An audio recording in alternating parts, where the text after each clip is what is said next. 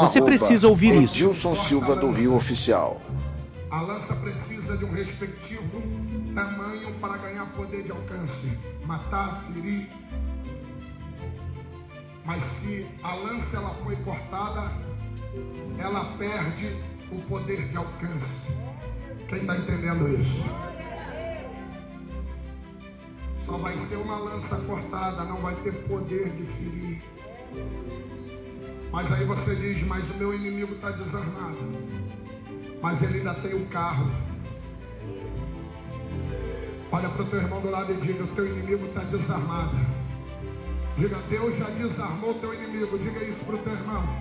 Diga, o Senhor dos Exércitos já desarmou o teu inimigo. O mesmo Senhor que desarmou o inimigo vai deixar o teu inimigo a pé. Oh, por que, pastor?